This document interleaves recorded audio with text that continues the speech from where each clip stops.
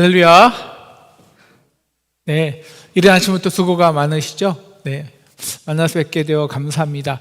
오늘 우리 전도사님이, 우리 목사님께서 중요한 기도해 주셨어요. 주님, 우리가 말씀을 선택적으로 받지 않고 온전히 순종하게 도와주시옵소서.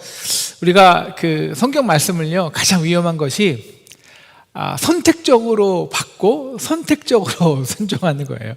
그러니까 우리가 원하는 말씀은 순종하고 우리가 원하지 않는 말씀, 잘 모르는 말씀 알려하지 않는 것. 다시 오늘 이제 오늘 우리가 족장 시대, 그다음에 광야 시대, 출애굽 시대를 끝나고 오늘 이제 사사 시대와 이제 왕정 시대로 들어가죠, 그죠?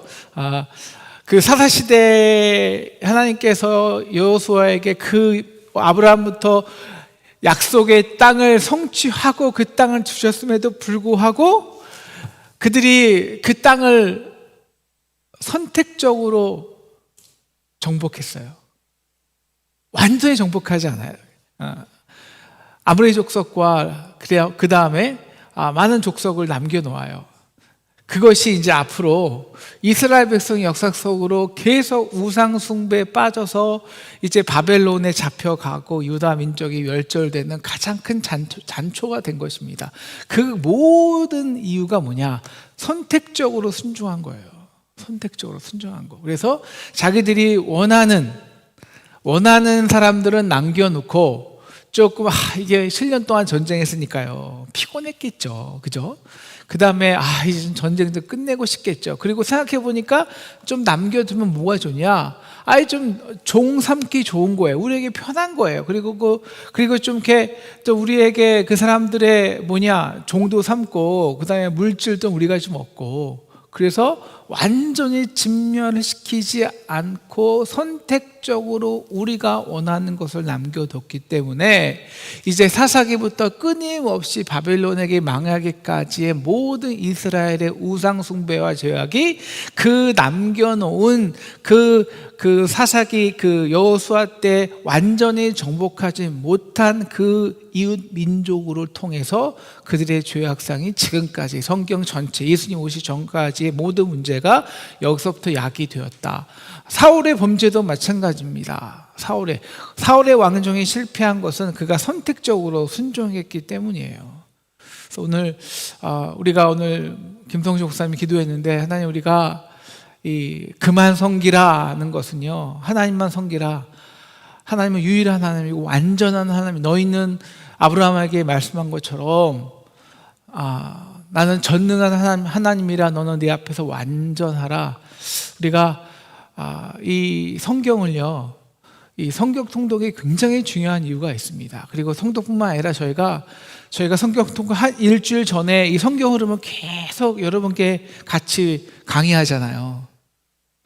왜냐하면 이 역사 속에서 하나님이 어떻게 말씀을 역사 속에서 이루어 가시는지, 그리고 이것이 온전히 완전하게 성취되는지 그 완전성을 여러분과 나누기 위해서고요. 그리고 또 성경통독 하기 전에 6시 20분에 다시 한번 이 말씀을 먼저 그 개론을 여러 방송으로 하는 이유가 바로 이런 이유이기 때문입니다. 그러니까 좀 서론이 길었는데 사실 서론뿐만 아니라 오늘 말씀의 주된 내용이거든요.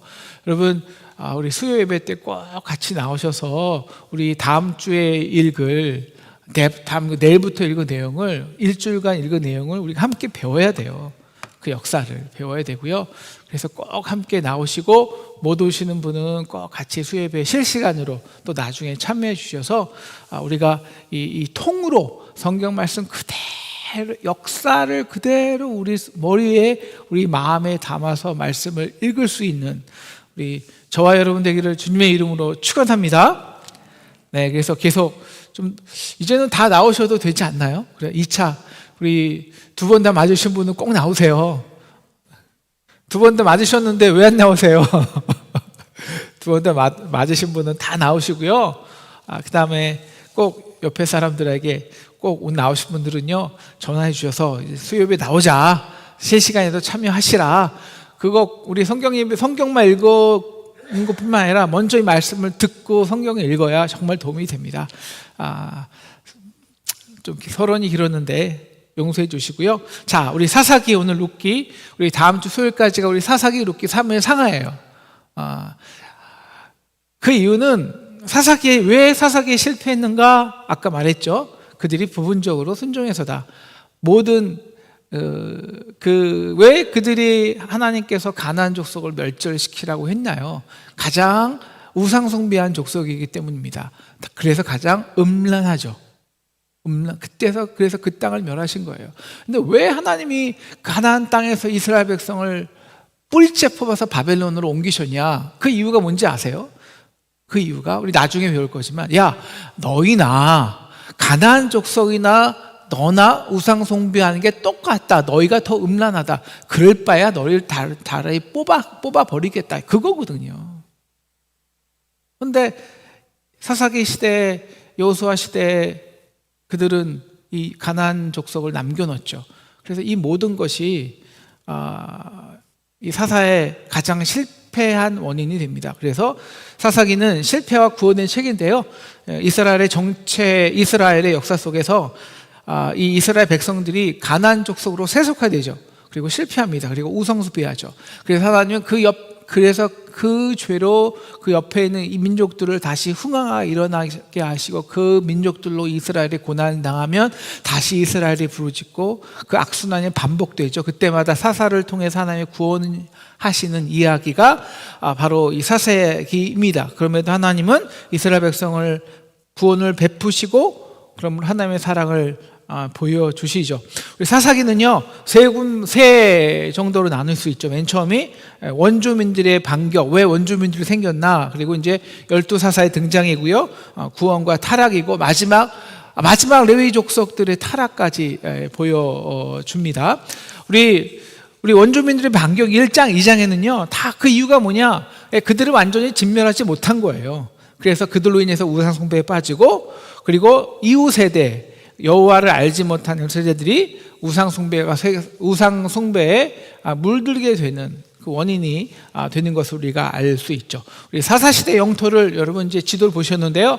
한번 시간이 있으면 자세히 보시면 좋겠고요. 그럼 이제 12사사에 대해서 우리 본격적으로 들어가 보겠습니다. 12사사는요, 이 3에서 9장은 주로 이제 사사들의 구원의 이야기가 나오고, 그 다음에 10장부터 21장까지는 이제 사사들이 점점 세속화돼요. 그래서 사사들의 또 실패의 이야기가 나오게 되죠. 이 사사기는 이 그림에 나와 있는 사사시대와 이스라엘 백성들의 이 불신앙의 구조에 대해서, 순환 구조에 대해서 여러분이 좀 보시면 되는데요. 이제 하나님이 이스라엘에게 구원을 베푸시잖아요. 베푸시면 평안해지죠. 그럼 평안해지면 또 죄를 져요. 다시 우상숭배에 빠지게 되죠. 그럼 하나님이 그 옆에 있는 모든 족속들을 이제 흥왕하게 해서 그들을 통해서 하나님께서 심판을 하십니다. 그래서 대적을 강성하게 하시죠. 그러면 심판하시면 야훼께서 이스라엘을 대적의 손에 붙이시는 거예요. 그럼 다시 이제 이스라엘 백성들이 공공할 때 또 하나님을 찾죠. 열심히 찾으면 하나님, 그리고 이제 회개를 하겠죠. 그래서 이스라엘이 야훼 하나님께 슬피 부르짖으면 하나님께서 이제 사사를 또 등장시켜서 사사를 통해서 구원하고, 또 구원시킨 다음에 이 사람들이 또 평안해지면 또 우상숭배의 죄를 빠져요. 악을 행하면 또 하나님이 그들을 대적의 손에 붙이시고, 또 회개하면 또 사사를 통해 구원하시고, 이 끊임없는 순환이 이루어지는 거예요. 그러니까 우리가 이 온전히 하나님을 섬기지 않으면요, 그러니까 우리 안에 있는 악을 그때 완전히 제하지 않으면 이러한 우리의 역사 속에서는 끊임없이 불순종과 신앙의 이 순환의 과정이 빠져 들어갈 수밖에 없어요. 그래서 우리가 정말 회개할 때 우리가 정말 한번 완전 끊어내는 이것이 얼마나 중요한지를 이 사사기는 우리에게 알려줍니다. 자, 그래서 우리 사사들의 구원, 사사들 1사사부터 한번 좀 볼게요. 우리 3장 보면 이제 3장에 온니엘과 에훗과 삼갈이 나오죠. 온니엘은 유다 지파였고요. 이제 헤브론 중심에서의 이 사사로 알 수 있고요. 그 다음에 이제 북부의 메소포타미아 왕에게 이제 승리했죠. 이대 사사는 이제 에훗입니다. 에훗하면 그 모압 왕 에글론을 왼손잡이로 딱 해서 찔러 죽인 이 왼손잡이로 아주 잘 알려져 있죠. 그다음 왼손잡이는 사실 그 당시에 인정받지 못한 사람이었거든요. 그는 이제 율법적으로도 왼손잡이는 정상 비정상, 넌 비정상이야. 하나님께서 이 비정상을 사용하셔서 온 유다를, 이스라엘을 구원하신 이야기이죠. 그 다음에 이제 사사 삼갈의 이야기가 나오죠. 그래서 그는 이제 농부였죠. 소모는 막대기 하나로 이스라엘을 구원하게 되죠. 그러니까 이게 누구냐가 중요한 게 아니라 하나님이 어떻게 붙드시냐를 보여주는 거예요. 왼손잡이든지 농부든지 막대기 하나로도 하나님이 원하시면 구원하실 수 있다는 것을 이제 보여주죠. 우리 4대 사사는 여러분 아시다시피 여자죠. 드보라입니다. 그래서 이 화솔 왕 야빈 시대 동안에 20년 동안 이스라엘이 학대할 때 하나님은 드보라를 통해서 하나님께서 이 중부와 북부 연합군으로 이 드보라가 승리하게끔 하죠. 그 당시에 이 하솔 하면은 이 철병거 유명했거든요. 철병거를 여자의 손으로 이기게 하신 능력의 하나님과 이 드보라의 노래를 보시면 이 능력의 하나님이 잘 나타나 있는 것을 알 수 있습니다. 이 5대 사사는 잘 아는 우리 기드온이죠. 기드온의 300용사라는 것을 우리가 알 수 있고요. 그래서 이 기드온은 이 므낫세 지파고 이 부친의 바알의 제단과 아세라상을 헐므로써 두려웠지만 굉장히 두려움과 용기가 공존하는 이 기드온이잖아요. 그래서 이 기드온이 나중에 이 동굴에서 타작마당에서 겨우 자기 불칠하다가 하나님께 부름 받아서 담대히 아버지의 바알의 목상을 이 단칼에 침으로 이제 두렵지만 그 가운데서 하나님께서 온전히 사용하셔서 이 기드온의 300용사를 통해서 하나님께서 승리하신 이 능력을 보여주죠. 그 다음에 이제 기드온의 서자인 아비멜렉이 이 세겜인을 부추겨서 형제들을 죽이고 스스로 왕이 된 것을 알 수 있죠. 그래서 오히려 기드온 때 하나님의 능력을 경험하지만 그 아들을 교육시키지 못함으로써 이스라엘의 악행이 우리 들어오는 것을 알 수 있고 그 다음 사사들부터는 이제 점점 이 이방의 왕들의 세속화되는 것을 우리가 알 수 있습니다. 그래서 우리가 이 하나님은 우리를 온전케 하시기 위해 시험하시고 불가능을 가능케 하시며 거룩한 임재로 우리를 살리시는 여호와 샬롬이시다라는 하나님 함께 하심, 죄악 중에도 우리와 함께 하신 하나님을 이런 불순앙의 신앙 과정에서 우리에게 잘 보여주신다라고 우리가 생각하면 되겠습니다. 그리고 이제 10장부터는 사사들의 타락의 이야기를 사사들의 이 불신앙의 이야기를 또 우리에게 보여주는데요. 그 다음에 우리 이제 6대 사사가 이제 6대, 7대, 8대 이것이 10장에 이제 나오는 사사 돌라, 야일, 이제 입다 이런 얘기죠. 그래서 돌라는 이 20년 동안 이사가를 대표하는 인물이었고 지도자였고요. 이제 야일은 므낫세 족속이었는데 주로 나온 게 자기 아들에게 30명 소금 주고 나귀 타게 했다.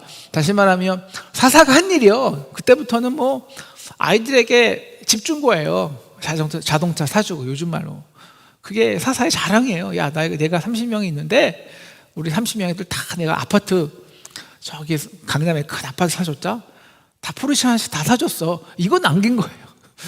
우리가 이걸 남겨서야 되겠습니까? 그죠? 사사인데. 네. 그러니까 이 사사라는 게 이만큼 세속화된 것이죠.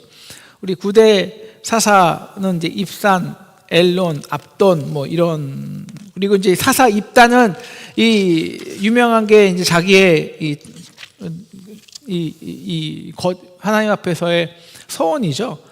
그래서 누가 이기면 내 딸을 어떤 사람인지 내가 그걸 하나님께 드리겠다. 그 딸이 먼저 와서 하나님께 막 찬송하고 춤추다가 그 딸을 드려야 했던 잘못된 서원의 대표적인 인물이 입다죠. 그 다음에 9대 사사지 입산, 엘론, 이제 압돈 이런 자이고요. 이거 입산도 특별한 공적이 없습니다. 그 다음에 그리고 이제 아들 30명, 딸 30명 둔 거, 딸 많이 둔 게 자랑이 된 것이고요. 그다음에 엘론도 스불론 지파를 대표하였던 사람으로 이제 10년간 통치했고, 압돈 역시 특별한 공적 없이 아들 40명, 손자 30명을 두었던, 아들만이 둔 게 자랑이 된 사사가 되었죠. 그런 다음에 이제 우리가 잘 아는 12대 사사가 삼손이죠. 그래서 나실인으로서 삼손 역시 사사의 실패, 그러나 그 실패 속에서도 하나님께서 어떻게 실패한 사사를 통해서 하나님께서 구원을 이루어내시는가를 우리 삼손을 통해서 잘 보여주고 있습니다. 그런 다음에 이제 우리 사사 시대를 지나서 이제 그 레위인들, 그러니까 모든 것이 타락한 거예요. 그러니까 영적 지도자들도 타락했고, 영적 지도자들 레위인도 타락을 해죠. 그래서 그 레위 27장은 그 미가와 단지파에 드러난 문제여서, 이제 미가가 그 자기 어머니한테 은을 훔쳤잖아요. 훔쳐서 다시 주니까 어머니가 야, 훔친 거 줘도 고맙다. 내가 너에게 우상 지어줄게. 그렇게 해서 만든 신상을 만들어 주죠. 그래서 레위인이라는 하나님의 하나님만을 섬기라 하는 여호수아의 간절한 부탁이 그들의 완전히 하나님에게 순종하지 못하고 적을 잘 진멸하지 못함으로써 결국 물질주의, 기복주의, 혼합주의. 그러니까 우리나라의 모든 종교는 사실 우리나라의 종교도 혼합주의거든요. 그러니까 우리나라의 이 종교는요 100%가 기독교가 아니에요. 솔직히 말하면 그 100% 중에서 한 40%는 우리나라의 그 샤머니즘 종교가 더 깔려 있고요, 한 30%는 유대 종교가 깔려 있어요. 실질적으로 기독교는 한 30%뿐이 안 됩니다. 우리 기독교 교회 내 문화 속에서 사실 그렇거든요. 그래서 이 혼합주의의 심각성을 드러낸 것이고, 그래서 결국 이 사사기는 처음에 하나님께서 이들을 진멸하지 못하자 하나님만을 섬기는 그 유일신의 사상을 잃어버리자마자 사사기에서 강조하는 것이 있죠. 그들이 그냥 자기의 소신대로 좋은 대로 행하였더라. 그러니까 소신대로 좋은 대로 행한 거예요, 이 사사시대는. 그래서 왕이 없었다라고 결말을 냈죠.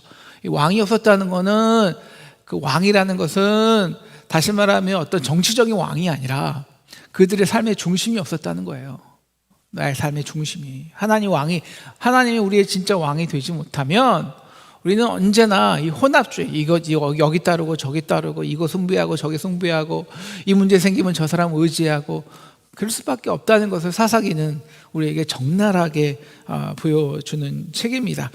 그리고 이제 그 성적인 타락상까지 일어났죠. 그래서 19장 21장을 보시면 이제 레위인의 첩을들이죠. 그리고 첩이 이제 이 기부와 제옥을 가다가 아주 공고함을 당하게 되죠. 그래서 이 레위인이 자기 첩을 이 사람들한테 내어주니까 사람들이 여기 동성애 문제, 여러 가지 문제, 그냥 성적 문제가 나타나고, 그래서 나중에 여인이 죽으니까 이 여인을 그냥 토막내갖고 이스라엘에게 다 보내니까, 그래서 이스라엘이 그냥 내전이 생기고, 그 내전으로 말미암아 완전히 베냐민 지파가 완전히 한 지파가 없어지는, 지파 하나가 완전히 사라지는 위험에 빠지게 됩니다. 그래서 이스라엘은 베냐민 지파를 회복하기 위해서 야베스 길앗 처녀 400명을 제공하는 좀 완전히 말도 안 되는 짓거리까지 이렇게 하게 되죠. 나중에 이제 사울이 왕이 되는데도 사람들이 인정하지 않았던 큰 이유가, 그가 이제 이 베냐민 지파였기 때문이기도 하거든요. 이런 사건들 때문에. 그래서 우리가 하나님을 진정한 왕으로 섬기지 못했을 때 우리 이 공동체 안에 일어나는 이 수많은 문제들, 지도자가 없어지고요, 백성들이 갈기갈기 찢어지고, 그 다음에 수많은 이 우상들이 하나님이 대체되고, 그 다음에 레위인들이 무너져요. 성직자, 기독교 목회자들이 무너지고, 그리고 결국은 서로가 서로를 죽이는 이러한 모습이 결국 뭐를 통해 일어났냐? 말씀을 선택적으로 받은 진멸하지 못한 사사의 문제로 시작되는 것을 우리가 알 수 있습니다. 그래서 결국 결론이 이스라엘에는 왕이 없었더라. 그래서 모든 사람이 자기 소견에 옳은 대로 했더라 라고 사사기는 말하고 있습니다. 자, 그래서 우리 사사기가 끝났죠. 그 다음에 이제 왕정 시대까지 가기 전에 룻기가 나오죠. 우리 룻기로 바로 그냥 넘어갈게요. 자, 룻기는 사사 시대와 왕정 시대를 이어주는 것입니다. 여기서 이제 굉장히 중요한 점은요, 이거예요. 사사 시대 인간 완전 실패했습니다. 그럼에도 불구하고 하나님은 어떻게 이방 여인, 정말 이방 여인이죠. 이제 이 룻도 우리 다말과 함께 여인의 후손이에요. 이 룻을 통해서 이스라엘에게 끝난 하나님의 언약을 어떻게 룻 한 명을 통해서 이방인 여인을 통해서 끝까지 신실하게 이루어내시는가. 그래서 아브라함의 언약이 여호수아를 통해 이루어졌지만 그 여호수아를 통해 이루어지는 그 하나님의 그 약속의 땅이 다 잃어버릴 때 하나님은 다시 이방 여인 룻을 통해서 어떻게 하나님의 아브라함에게 언약을 지켜서 어떻게 유다를 통해서 통해서 베레스와 세레를 나오게 하시고 베레스를 통해서 이제 다윗 왕이 나오게 하시는 그 하나님의 신실한 언약을 짧은 4장을 통해서 보여주는 거예요. 다시 룻과 보아스의 이야기가 아니라 하나님이 어떻게 이 이야기를 이뤄내시는가를 보여주는 게 룻기라는 것이죠. 그래서 일단은 룻은 나오미의 실패로 시작하지만 룻을 통한 회복을 보여주시는 것이고, 룻을 통한 회복은요, 당연 그냥 한 가정을 통해서 한 여인을 회복시켜 주는 게 아니에요. 그 여인을 통해서 하나님께서 어떻게 이스라엘이 회복한 하나님의 언약을 그분이 이루어내시는가를 보여주는 책이 룻기라는 것입니다. 그래서 이제 나오미의 실패가 나오고요. 나오미 가정의 여정을 나오죠. 그래서 예루살렘을 떠나서 이제 그 모압 지방으로 가게 되는 이 요단 동쪽이 지금 비옥했거든요. 그래서 이 베들레헴이라는 빵 동네라는 것이 이제 베들레헴인데, 그 영적인 빵의 집을 떠나서 세속적인 빵을 얻다가 다 실패하는 우리 나오미의 모습을 이 여정에서 보여주는 겁니다. 그래서 이제 나오미의 실패를 보여주고, 나오미의 친구가 나오면 나오미를 나를 말하라 그러라, 나오미를 하지 말고 말하라 그러다, 하나님이 나를 치셨다라고 얘기하고 나오미의 귀환을 쓰죠. 그래서 나오미의 실패를 얘기하지만 이제 2장부터 룻을 통한 회복이고요. 보아스의 만남이 이루어지고, 보아스에게 이제 기업에 대한 것을 이제 요청을 하고, 보아스가 열심히 기업 무르기 위해서 열심히 일하는 장면을 보여 줍니다. 그래서 우리가 우리 룻기는요, 아까 말씀한 대로 이 마지막에 이제 다시 하나님이 나를 치셨다, 나를 나오미라 하지 말고 말하라 하라라고 하는 그 장면이, 이웃들이 마지막에는 이 룻이 보아스를 통해서 아이를 얻잖아요. 아이를 얻자마자 그 아이를 통해서 이제 축복을 하잖아요. 다말을 통해서 유다가 베레스를 얻은 것 같이 이 나오미가 이 아이를 통해서 하나님께서 축복을 하기 원하노라라고 이제 축복을 해서 이 유다가 이 베레스의 역사까지, 베레스의 후손의 역사까지 이루어서 이제 오벳이 되죠. 오벳은 다윗의 할아버지죠. 할아버지. 그리고 오벳, 이셋 다윗이 낳는, 그래서 그리스도의 나라가 이 땅에 임하는, 룻기는 이 4장뿐이 안 되지만요, 성경의 전체를 관통하는 책이에요. 그래서 이거 단지 이방인의 룻을 사용하시며 한 가정의 회복을 기록하는 책이 아닙니다. 바로 하나님의 구원 역사에 쓰임받는 놀라운 하나님의 역사로 이루시는 회복의 이야기죠. 때문에 하나님이 우리를 구원하시는 이유에는요, 우리 가정과 우리 상동과 또 우리 개인의 삶을 하나님께서 회복하신 이유가 있어요. 그것은 단지 우리가 잘 먹고 잘 살고 우리 아들 잘 낳고 이것이 아닙니다. 반드시 거기에는 역사가 있는 거예요. 하나님께서 이 우리를 통해서 온 민족을 이루시고, 그래서 하나님의 구원 역사를 이루시기 위한 그 역사의 흐름이 분명히 우리 개인의 역사의 회복에는 분명히 있습니다. 그래서 우리가 기독교는요, 결코 나만 먹고 구원 얻고 끝날 수가 없어요. 그건 구원이 아니에요. 왜? 하나님은 언제나 구원 역사로 일하시기 때문에 우리 가정에 대한 구원은 반드시 우리 가정을 통해서 하나님이 하실 역사가 있다는 거예요. 이 역사를 우리 상동교회가 온전히 회복하기를 축원합니다. 네, 자, 그다음 우리 룻기가 끝났어요. 우리 뒤에 있는 요 하나님이 돌아온 자녀를 돌보시고 회복하시고, 그래서 우연 속에 필연을 섭리하사 뜻을 이루시는 하나님, 한 사람의 인생과 한 가정의 회복을 통해서 역사를 주관하시고 이 온 민족과 온 세상을 구원하시는 하나님에 대해서 룻기는 이야기하고 있는 것입니다. 자, 그리고 이제 이 사사 시대가 끝나고 우리 왕정 시대로 들어가고요. 그래서 이스라엘에 왕이 없었더라라고 하죠. 이 왕은 그 사람의 중심이에요. 우리의 마음의 중심. 통치가 없었다는 거죠. 통치. 근데 누가 통치하냐? 인간의 왕이냐? 하나님이냐? 바로 이 부분이 사무엘 상하의 아주 가장 핵심적인 부분이에요. 누가 통치해야 우리가 행복한가? 말씀인가? 예배인가? 인간의 왕인가? 바로 이것을 보여주는 게 사울 그리고 다윗이죠. 다윗. 이 둘을 비교하면서 누가 통치해야 하는가를 우리에게 말하는 것입니다. 그리고 이제 사무엘 마지막 사사가 이제 사무엘이었죠. 그래서 사무엘 마지막 사사가 이제 끝나고 이제 왕정 시대로 돌아가는 모습을 보여주면서 결국 하나님은 교만한 자를 낮추시고 겸손한 자를 높이시는 하나님의 법칙. 그래서 이제 그 이스라엘의 본 역사가 우리 아브라함 때부터 동일한 거예요. 장자를 쓰지 않으세요. 교만한 자를 쓰지 않으세요.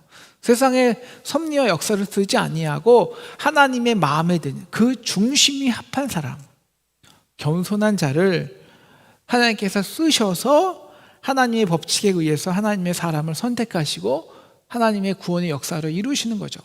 그래서 사실 여러분, 우리가 다윗은 언제 기름 부음 받아요? 17살인가? 근데 다윗이 언제 처음 왕이 돼요? 13년 후예요. 13년 후에 완전히 거지가 되어서 도망자에서 하나하나 하나님의 마음의 중심을 배우면서 진짜 하나님의 왕으로 성장해 나가는 모습을 보여주는 거죠. 이것이 사무엘상의 이야기고요. 그래서 사무엘상은 엘리와 사무엘의 이야기가 1에서 7장까지 있고, 사무엘과 사울, 이제 사울의 이야기, 그리고 사울과 다윗과 이야기, 그리고 이제 사무엘 하가 이제 다윗의 이야기를 나누는 이야기가 되겠습니다. 우리 1에서 7장을 보시면요, 제가 너무 진도가 빠르나요? 아니죠. 네.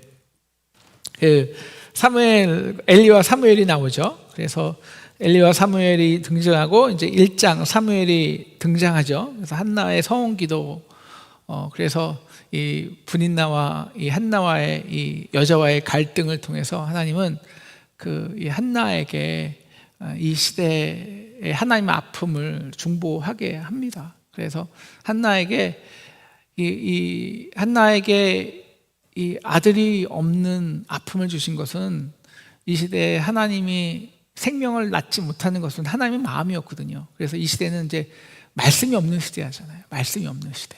하나님의 말씀이 없는 시대예요. 그러니까 생명이 나올 수가 없죠. 말씀이 없으니까요. 이것을 이제 하나님은 여성의 자궁을 토용해서 비교한 거예요. 이 한나의 메마른 자궁, 생명력이 없는 자궁은 이스라엘의 그 말씀이 없어, 그러니까 서로가 자기의 소견대로 하고 말씀이 사라질 때, 그러니까 말씀이 언제 사라지냐? 말씀의 중심성이 사라질 때예요. 그러니까 우리 서구가 언제부터 망했냐? 다 아시는 얘기지만 이제 이 말씀의 해석 방법 중에서 이 세속적인 해석 방법들이 나오고, 그래서 말씀의 권위가 무너지고 과학적으로 말씀을 해석하고 재단하고, 그래서 인간의 마음대로 해석을 시작하니까 말씀의 권위가 무너지잖아요. 그러니까 기독교 교육을 할 필요가 없어요. 왜? 그것도 하나의 이론에 불과하니까. 그래서 우리 구라파 유럽에서 말씀의 권위가 무너지기 시작했다고요. 그럼 기독교 교육이 사라져 버렸거든요. 그때부터 기독교, 유럽의 기독교, 미국의 기독교가 혼합주의가 들어오는 거예요. 혼합주의가. 그때부터 망하는 거죠. 왜? 그래서 이 말씀의 절대성이 사라지면 말씀으로 인한 생명력을 사람들이 경험하지 못하는 거죠. 그래서 그 시대는 어두운 거예요. 그래서 말씀의 역사가 일어나지 못하고 그것이 영적으로 사라의 이 한나의 자궁. 그런데 어떻게 그 말씀이 없어, 이 말씀에 흥황하지 않은, 말씀에 생명이 없는 시대 가운데 말씀의 역사가 시작됐냐? 한나를 통해서라는 거예요. 한나. 그가 그 시대를 아픔으로 중보할 때, 그래서 개인의 아픔이 아니라 자신의 개인의 아픔을 통해서 이 시대의 하나님의 아픔을 토로하고 심정이 통할 때 바로 새로운 이 사무엘을 통한 하나님의 구원의 빛이 말씀의 빛으로 생겨나기 시작되기 시작한 것이죠. 그리고 이제 엘리의 실패를 우리가 볼 수 있고요. 엘리와 불순종과 이제 패전의 모습을 우리가 보여주죠. 그 다음에 하나님께서 사무엘을 하나님께서 쓰셔서 미스바 성회로 이스라엘 백성을 회개하게 요구하시는 하나님에 대해서 나오게 됩니다. 우리 엘리야 사무엘을 조금만 더 나눠서 보면요, 사무엘의 탄생과 한나의 노래, 한나의 노래는 이 하나님의 구원 역사를 노래하고 있습니다. 그러니까 저는 개인적으로 성경에 많은 노래가 있는데 이 한나의 노래보다 위대한 노래가 없어요. 이건 굉장히 신학적이고요. 성경의 1장부터 창세기 1장부터 요한계시록 21장까지의 모든 내용을 관통하는 게 한나의 노래예요. 사실 어떤 면에서는 신학적으로는 가장 위대한 노래라고 할 수 있습니다. 하나님께서 어떻게 교만한 자를 내리시고 마음의 중심에 합한 자를 쓰셔서 이 땅에 정의를 이루어 가시는가에 대한 이 성경 전체의 역사를 한 노래로 대변하는 것이 한나의 노래이거든요. 그리고 그 다음에 3장 하나님께서 사무엘을 부르시는 내용을 우리가 알 수 있고요. 그리고 나서 이제 블레셋에게 패전하죠. 그것은 엘리의 실패, 단지 하나님의 말씀을 이제 하나님께 이 사람들이 이 하나님의 말씀의 절대성을 잃어버린 거예요. 하나님의 말씀의 절대성을 잃어버리고 그 하나님의 말씀이 뭐냐? 똑같이 다른 거와 같이 우상이 되어버린 거죠. 그래서 이 우상 갖고 나가면 우리가 승리할 수 있어. 하나님을 두려워하지 않고 단지 말씀을 자신의 목적에 의해서 사용하다가, 그래서 전쟁을 앞에 들고 가다가 완전히 그 엘리도 그 하나님의 영광이 떠나가고 이 언약궤도 빼앗겨 버리고 엘리의 가정도 다 망하게 되는 것을 알 수 있고요. 언약궤가 방황을 하죠. 언약궤에 반향을 해서 이 블레셋 사람들이 다시 언약궤를 맨 처음엔 두려워하다가 우리가 진짜 이 언약궤를 우리가 승리했어, 이거 내 거야. 그래서 그게 뭐냐, 자신의 그 디곤 성전 앞에 놓다가 다곤의 모든 이 신들의 팔과 무릎이 다 끊어지고 그 하나님의 언약궤 앞에 끌어 그냥 폭삭 무너져 보이는 우리가 그것을 이제 볼 수 있고요. 그래서 이제 언약궤를 다시 이스라엘에게 보내는 그런 이 하나님께가 이스라엘은 실패하지만 하나님이 스스로 그 땅으로 회복하고 돌아오는 모습을 우리에게 보여줍니다. 그리고 나서 사무엘이 미스바에서 백성을 모아서 금식 성회를 열게 하고요. 그래서 이번에 이스라엘 연합군이 블레셋 군대를 이기고, 그래서 하나님이 도우심으로 물리쳤다. 그래서 아가봇, 그래서 하나님이 우리를 떠나셨다 하지만 다시 한번 에베네셀, 하나님이 여기까지 우리를 도우셨다라고 이 언약궤를 통해서 하나님이 우리와 함께 하신 하나님을 회개를 통해서 다시 경험케 하는 이야기가 7장까지의 이야기가 되고요. 그래서 이제 사무엘 8장부터 15장까지는 이제 사무엘과 사울의 이야기죠. 그래서 사무엘과 사울의 이야기는 백성들이 이제 요청을 하죠. 우리에게도 왕을 달라라는 것입니다. 이 왕을 달라는 것은 여기서 말하는 왕은 왜 그거죠. 하나님은 우리의 왕됨을 싫어하는 거죠. 왜? 우리의 하나님이 우리의 왕 되는 것은 어떻게 하나님이 우리의 왕 되십니까? 말씀을 전폭적으로 선택적이 아니라 온전히 시킴으로. 근데 이게 부담스럽잖아요. 근데 자기들의 이 외국 옆에 나라들을 보니까 그렇게 뭐 열심히 하나님 믿지 않고 뭐 그냥 그렇게 예배하지 않고 그러지 않아도 왕에만 잘 살면 왕이 모든 걸 다 막아주거든요. 이게 좋은 거예요. 회개하지 않아도 되니까. 하나님의 뜻대로 안 살아도 되니까. 왕만 잘 세우면 되니까. 그리고 어느 정도 왕에게 조공만 잘 바치면 되니까. 그게 편하지. 그러니까 왜 왕을 달라고 하냐? 하나님은 왕 되게 하기 싫어서, 말씀으로 살기 싫어서 그래요. 거룩한 백성이 되기 부담스러워서. 그래서 백성들의 요구를 보여주면요, 이스라엘은 왜 왕을 요구했는가? 물론 이제 겉으로는 사사 사무엘이 연로해졌고 그의 아들들이 비를 저질렀고 이방의 왕정 제도가 훌륭해 보였고 하나님을 왕으로 인정해야 하지 않았고 자신들을 위한 왕을 세우고자 함이었다라고 하지만 결국은 이 모든 것을 요약하면 그들은 말씀으로 살기 싫었다라는 거예요. 세상 사람들처럼 권력과 힘으로 살고 싶어서 그렇게 회개하면서 말씀대로 살고 순종하게 살기 싫은 거죠. 그런데 여러분, 우리가 뭐가 축복인지 잘 생각해 봐야 돼요. 뭐가 축복인지. 여러분, 신실함. 그러니까 왜 하나님과 그 당시에 있는 메소포타미아 지역에 있는 모든 우상과 다른 점이 무엇이었습니까? 언약이거든요, 언약. 이 세상의 모든 우상들은, 그 다음에 이 세상의 모든 물질과 이 땅의 모든 우상들은 언약을 할 수가 없어요. 언약을. 신실성이 없다고요. 운이에요. 내가 돈이 있을 때. 사실 인간이 만든 거거든요.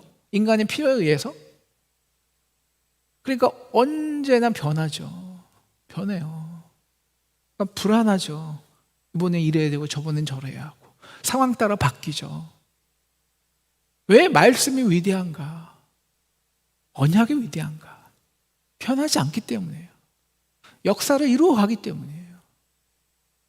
우리가 그래서 이들의 실패를 보면서 왜 말씀대로 살아야 하는지를 우리는 계속해서 이 역사를 통해서 배워야 되는 거예요. 성경의 역사를 통해서. 성경의 한 부분이 아니라 성경의 통 역사를 통해서. 자, 그래서 사울왕이 등극하기 시작합니다. 9장에서 12장까지는 사울왕이 어떻게 왕이 됐냐의 이야기죠. 그래서 9장은 사무엘과 사울의 만남이 되고요. 사울은 나귀 새끼를 잃어갖고 헤매다가 결국 나귀를 찾은 게 아니라 이스라엘 왕권을 얻게 되잖아요. 그 다음에 10장에서는 이제 사울이 왕으로 등장하는 얘기가 3번 나옵니다. 10장과 11장. 10장에서는 2번이죠. 사울에게 이제 사무엘이 사울에게 기름 붓고 그 다음에 이제 제비를 뽑는데 결국 사울이 나오게 되죠. 그래서 사울이 나오게 되니까 사람들이 이 사울을 좀 멸시하는 이야기가 나와요. 왜? 베냐민 족속이었기 때문에. 그러나 하나님께서 사울에게 감동하게 하자 사울이 나가서 위대한 승리를 길르앗 야베스에서 야베스를 구원하게 합니다. 그래서 이제 겉으로는 이제 이 사울이 왕으로 등극은 성공하지만 동시에 12장에서 사무엘이 이스라엘 백성들에게 경고를 하죠. 어떤 경고인가? 이 왕의 제도에 대한 경고입니다. 너희가 하나님을 왕을 세우는데 왜 왕을 세우냐? 하나님을 왕으로 세우기 싫은 이유 것이다. 그렇기 때문에 이 세상 왕이 너희가 왕이 될 때 어떤 문제가 일어나냐를 경고하고 있는 거죠. 그 다음에 우리 13장에서 15장까지는 이제 사울의 양면성, 그러나 사울의 실패, 사실 실패죠. 실패를 보여줍니다. 왜 실패했을까요? 그도 딱 하나예요. 온전히 순종하지 못하기 때문입니다.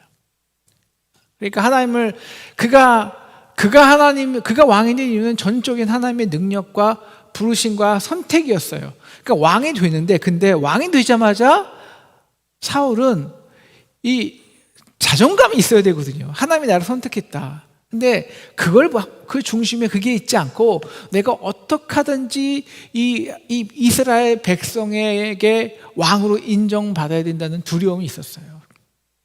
그래서 언제나 그 마음에 하나님의 왕이 하나님의 중심이었고, 이스라엘 백성이 그 마음에 두려움으로 있고 그들에게 인정받아야 된다는 바로 그것 때문에 이 사울은 기다리지 못해요. 하나님의 역사를 인간적인 방법으로 제사를 하고, 그다음에 인간적인 방법으로 군사력을 모으고, 그다음에 또 사울은 이기적인 저주를 어떻게 하든지 백성들에게 이 전투력을 막 하기 위해서 저주까지 하고, 그리고 부분적으로 순종하죠. 그래서 좋은 곳을 다 나중에 전투력을 준비하기 위해서 남기고 온전히 이 암말렉을 섬멸하지 못해요.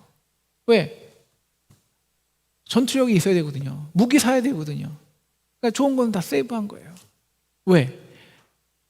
하나님이 이미 왕되게 하셨는데, 하나님이 왕되게 하시는 그 하나님의 능력을 믿지 못하고 자기가 왜 이 백성들이 왜 자기를 왕으로 삼았는지 알았거든요. 왜 왕으로 삼았어? 백성 이 사울의 블레셋을 좀 이겨달라고. 그래서 블레셋과 그냥 처음부터 끝까지 블레셋 전쟁만 하다가 결국 블레셋에 이기지 못하고 블레셋에게 마지막 전쟁에서 죽임당하고 끝나는 거죠. 참 불쌍한 인생이죠. 그러니까 우리가 하나님이 우리를 왕으로 만들어도요, 우리가 그 왕권을 우리 마음에 없으면 사울처럼 돼요. 왕권이 우리에게 없으면.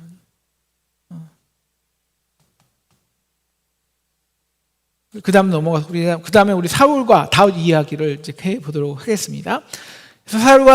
그래서 다윗이 등장하죠. 그래서 하나님은 그 마음에 이게 한나의 노래거든요.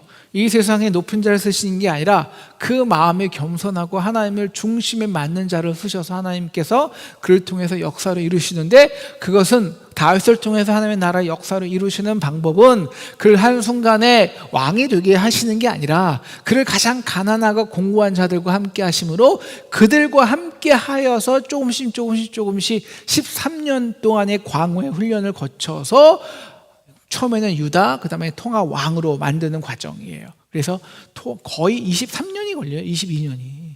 그냥 다윗이 하루아침에 왕이 되는 게 아닙니다. 그래서 우리 사울과 다윗의 이야기를 통해서 우리 다윗의 16장, 17장 다윗이 등장하고요. 그래서 골리앗을 승리하고, 그 다음에 사울 왕과의 잠깐의 만나는 시기가 있죠. 사울이 다윗을 죽이려 하고, 이제 다윗이 그것을 알고 이제 사울을 통해서 사울을 이제 벗어나고 도망가게 되죠. 그래서 다윗의 도피, 그 다음에 이제 마지막 사울 왕의 죽음까지가 나오게 됩니다. 그래서 다윗이 등장하고 하나님께서 사무엘을 보내서 다윗에게 기름을 부으셔서 하나님께서 어떻게 그 중심을 보시는 하나님을 알려주시죠.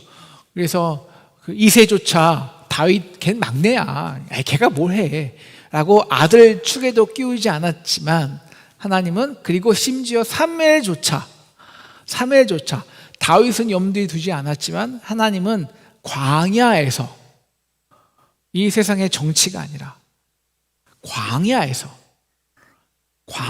아무도 없는 그곳에서 온전히 하나님과 함께함을 광야에서 배운 그 다윗을 선택했습니다. 그래서 이 성경의 모든 역사에서, 그리고 성경의 역사뿐만 아니라 지금 2000년의 기독교 역사에서 이 광야의 삶이 어떤 사람을 하나님이 쓰신 적은 단 한 번도 없습니다. 단 한 번도. 그래서 하나님은 하나님의 그 지도자를 언제 쓰시냐, 어떻게 쓰시냐, 꼭 광야의 경험을 해요. 심지어 하나님의 아들 예수님도 40일 동안 광야 생활을 경험해야 했습니다. 왜? 광야에서는 딱 하나님이 모든 것 되는 경험이 있기 때문에. 내 인생에서 정말 하나님이 내 인생에서 한 번쯤은 하나님이 모든 것 되시는 경험을 해봐야 돼요. 돈이 아니라, 물질이 아니라, 인간의 관계가 아니라, 인맥이 아니라. 그런 그 경험을 해보지 않은 사람은 이 세상에서 하나님 나라를 만들 수가 없기 때문입니다. 그래서 광야의 시대가, 그래서 20년의 광야의 시대가 필요한 거예요, 다윗에게. 그래서 우리 이제 사울 왕의 시기에 이제 왕의 사위가 되고, 또 사울의 음모로 사울이 이제 다윗이 죽을 뻔하고, 요나 20장 요나단의 도움으로 가까스로 이제 사울에게서 도망가게 되죠. 그리고 다윗의 도피 21장부터 27장까지는 이제 사울로부터 도피하는 여정이 나오게 됩니다. 그래서 이제 압둘람 그래서 다윗의 공동체가 시작하게 되는 거죠. 그래서 이거는 굉장히 중요해요. 진짜 하나님 나라가 역사가 누구에게 시작하냐? 저 왕에서 시작하지 않고요. 그 왕에게 괴롭힘 당하고 억울하고 가슴을 심정한 토로하는 사람들이 모인 그 조그만 공동체, 아둘람 공동체에서 진정한 이 시대의 왕권이 시작하는 것이다라는 것을 보여주는 거예요. 그래서 거기에 맨날 소수, 정말 몇 명. 다윗은 사실 다윗도 도망자잖아요. 근데 다윗이 자기의 목숨조차 부지하기 어려울 때, 그럼에도 불구하고 그 시대에 어렵고 힘들고 원통한 자들의 아픔을 보살피기 시작했을 때가 진정한 다윗이 왕으로 하나님께서 부르시고 왕권을 그 안에 배우기 시작한 시기라는 거예요. 이 아둘람 공동체가 진정한 왕권의 시작이라는 거예요. 그리고 이제 그들도 조그만 공동체지만, 이제 겨우 자기 목숨 부지하는 공동체지만, 이 그알라를 구원하죠. 그 당시에 왕은 누구였습니까? 사울이죠. 사울은 그냥 오로지 다윗 죽이기에 바빠요. 그러나 그런 사울을 회피하면서도 실질적으로 유다 백성의 그 마음에 있어서 유다 백성의 아픔과 고통을 만진 자가 누구냐? 다윗이라는 거예요. 그래서 사울이 다윗을 죽일 때 다윗은 그일라 백성을 구하기 위해서 하나님께 기도해요. 하나님, 내가 이 그일라 백성을 구해야겠습니까? 심지어 나중에 그알라 백성이 자신을 사울에게 넘겨준다는 것까지 알아도 다윗은 목자의 심정으로 그알라를 구원하죠. 그래서 보이는 왕은 사울이지만 실질적인 목자는 누구냐? 이 시대의 목자는 그알라를 다윗이라는 거예요. 그걸 보여주는 거죠. 그리고 이제 24장 다윗의 자비가 맨 처음에 나오죠. 사울을 죽일 수 있었지만 사울을 죽이지 않는 다윗을 보여주고요. 그 다음에 이제 25장은 다윗의 자절이라고 하지만, 이제 다윗이 이제 여기서 위대한 여인이 한 명 나오죠. 사무엘이 이 나발에게 다윗이 양떡 깎을 때 나와 내 백성들에게 먹을 것은 주라, 좀 나를 좀 도와달라라고 말할 때 나발이 이제 다윗을 업신여기잖아요. 그때 이 아비가일이 지혜로운 여인이 나와서 다윗의 이 살상을 막아주죠. 그래서 이 아비가일이 언제나 그 시대의 하나님 나라의 주역들이 실패할 때 도와주는 것이 여성이었습니다. 그래서 하나님이 이 여성의 리더십을 그 성경에서도요 끊임없이 강조하세요. 끊임없이. 그리고 이제 26장 다윗의 두 번째 자비가 나오고, 다시 다윗이 사울 왕을 죽이지 않고요. 그래서 이번에는 이제 사울이 하나님이 이 다윗을 통해서 하나님의 역사 이루는구나를 알게 되죠. 이제 이스라엘 땅에서는 더 이상 살 곳이 없다고 생각하는 이 다윗은 이 가드로 망명을 합니다. 가드가 어디냐? 가드가 사실 이 사울이 죽인 골리앗이 가드 사람이거든요. 그러니까 얼마큼 그가 공고한 것을 우리가 알 수 있는데요. 그래서 이 가드에서 자신이라도 살기 위해서 이 미친 채 하는, 그래서 수염의 침을 질질 흘리면서 자신의 몸을 구원하기도 바쁜 이 다윗의 모습을 보여줍니다. 28장은요 사울이 하나님에게 이제 사울이 완전 떠나버렸어요. 하나님의 말씀이 떠나버리고 하나님을 떠나버리자 이 사울의 공고함, 그래서 이 접신을 통해서라도 하나님의 말씀을 듣고 싶어하는 사울의 모습을 보여주죠. 그리고 다윗의 좌절 2라고 나와 있지만, 그리고 거기서 이 아말렉이죠. 이 아말렉에게 다윗의 여자와 다윗의 이 사람들의 가정이 다 이제 포로로 잡혀가는 모습을 우리가 알게 되는데요. 거기서 다윗은 궁급했지만 하나님께 온전히 기도함으로써 그리고 특별히 아말렉에서 버림받은 한 종을 구원해 주심으로 그 종을 통해서 그 나머지 자기의 모든 종된 사람들을 회복하는 모습을 보여줍니다. 그리고 다윗은 전리품을 그 전쟁에 참여하지 않은 사람들까지 다 나눠줌으로써 하나님 나라의 모습을 보여주는 거죠. 하나님 나라는요, 힘 있는 사람들에 의해서 쟁취되는 것이 아니라 바로 그 시대에 힘 있는 자들에게 버림당하고 억울한 사람들을 함께함으로 그 연약한 사람들에 의해서 이루어지는 하나님 나라의 모습을 다윗의 이 사무엘상 마지막 부분까지 잘 보여주는 거예요. 그리고 마지막에 사울이 죽게 되죠. 누구에게? 블레셋에게. 참 불쌍한 운명이에요. 그러니까 블레셋을 죽이기 위해서, 블레셋을 인간적으로 이겨서 그 다윗 이스라엘 사람들의 마음은 사려해 있던, 그래서 평생 전쟁 준비만 했던, 마지막에는 블레셋에 의해서 죽죠. 그러니까 우리 마음의 중심에 하나님을 인정하지 못하면요, 평생 문제에 끌려다니다가 그 문제로 죽는 거예요. 왕이지만 왕이 아닌 거예요. 돈이 있지만 돈을 써보지도 못하는 거예요. 재물이 있지만 하나님께 주신 권력의 자리가 있더라도 그 권력과 물질과 그 능력을 한 번도 제대로 써보지 못해요. 우리 안에 하나님이 왕으로 중심이 없다면, 야, 내가 너를 왕으로 세웠는데 이거 내가 너에게 준 자리야, 이거 너에게 준 물질이야, 걱정하지 마. 이 왕권이 우리에게 없다면 우리에게 주어진 이 세상적인 왕의 리더십은 다 헛거라는 거예요. 기도하기는 이 왕권이 우리에게 있기를 주님의 이름으로 축원합니다. 자, 지금 11시 반이 됐어요. 우리가 다음 주 수요일은까지가 이제 이 사무엘 하상이거든요.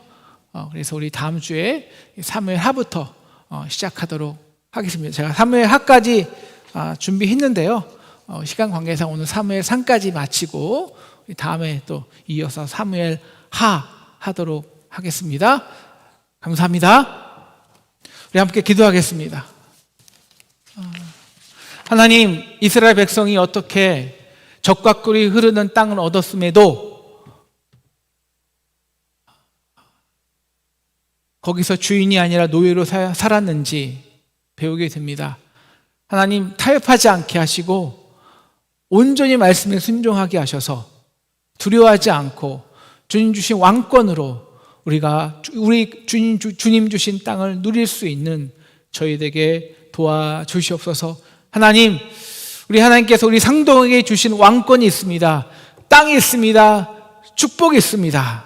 하나님, 이것을 우리가 온전히 누리게 하여 주시옵소서. 하나님, 두려워하지 않고 우리가 이 세상과 타협하지 않고 세상 방법을 취하지 않고 아버지 하나님의 주신 말씀으로 온전히 지켜내므로 하나님이 주신 왕권이 우리에게 있어서 두려워하지 않고 하나님 주신 땅과 축복을 우리가 우리 자손과 우리 후세들에게 이어내게 지켜내게 할 수 있는 저희 되게 하셔서 아버지, 이번 90일 우리 성경 통독을 통해서 우리 말씀이 우리 상동을 지배하고 우리 마음을 지배하여 우리가 우리 마음속에 하나님 우리의 왕되심을 즐겨 누리게 할 수 있는 우리 모든 상동 성도되게 도와주시기를 간절히 기도합니다. 지금 우리 위해서 십자가에 달려 돌아가신 예수 그리스도의 크신 은혜와 하나님 아버지의 무한하신 사랑하심과 성령님의 감화, 감동, 역사하심이 이 시대에 진정한 하나님 나라의 왕 같은 백성으로 살아가는 우리 모든 상동의 성도들에게 지금부터 땅 끝까지 영원까지 함께하기를 간절히 기도하고 축원하였습니다. 아멘.